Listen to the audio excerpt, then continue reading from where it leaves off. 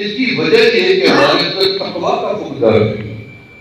ہمارے اندر ایک کمی ہے، وہ ہے تقویٰ کی، اور ان کے اندر اخلاص بھی تھا اور ان کے اندر تقویٰ بھی تھا.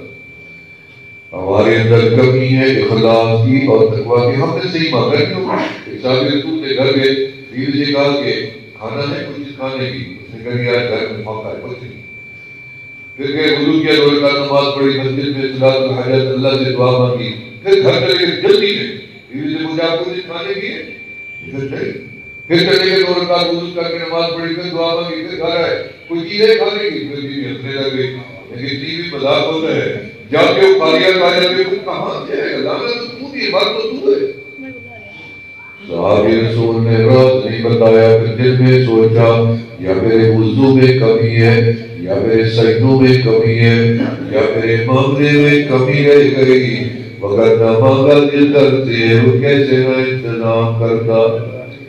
جب تیسری دفعہ مانگا تو پھر پتہ چلا کہ گھر چکی چل رہی ہے، آٹا نکل رہا ہے، بیوی بھاگ رہی ہے، برتن بھر گئے اور سارے گھر کے کونے کونے آٹے سے بھر گئے. صحابی مسجد میں چلے گئے، میرے مولا اب چکی روک دے، اب جگہ ہی نہیں بچی ہے ہمارے بیٹھنے کی. رسول اللہ صلی اللہ علیہ وسلم کو جا کے سنایا کہ ہم سنا ایسے ہوا. اب سنا میرے صحابی اگر تو چکی کو نہ روکتا نا پھر کعبہ کی قدم قیامت تک چکی چلتی رہتی اور یہ آٹا نکلتا رہتا.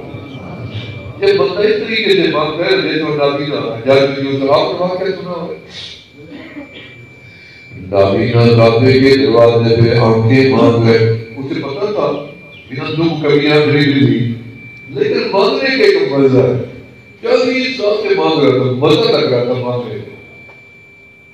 40 سال درخت کے دروازے پہ کھڑا تھوڑی بات ہے. اللہ کے دروازے پہ کہہ رہا ہوں مانگ رہا ہوں، دے دے کر ٹھیک ہے، نہیں دے کر تو مانگنے کا مزہ تو کھا رہا ہوں، لذت اٹھا رہے تھے. حجاج بن یوسف کا گزر ہوا. اس نے کہا اندے کیا کر رہے؟ اس نے کہا کہ اللہ سے مانگ رہے. کیا مانگ رہے؟ آنکھیں. کب سے؟ 40 سال ہو گئے. میری؟ اس نے کہا نہیں.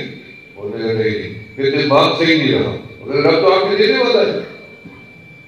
اس نے کہا میں حجاج بن یوسف ہوں، لاکھوں لوگوں کا قاتل، 3 لاکھ سے زیادہ لوگ شہید کر دیے. شہید یہ حجاج ظالم صحابہ کو شہید کر دیے، تابعین کو کر دیے. تاریخ کا بڑا مجرم ہے، ایسی ہستی کو شہید کیا. اس نے کہا میں حجاج ہوں بڑا ظالم. سنو پھر آخری چکر ہے، اگر تیری آنکھیں نہ ہو جائے تیری گردن بھی نہیں ہوگی ساتھ. بس پھر نبی نے کہا کہ ٹانگیں کانپنے لگی، مجھے تو پسینے چھوٹ گئے. کب کبھی گالی ہوگی، جان کے لالے پڑ گئے. چلو آخری بھی گزارا کر ہی رہا تھا، جی تو رہا تھا، یہ تو مار نہ دے گا.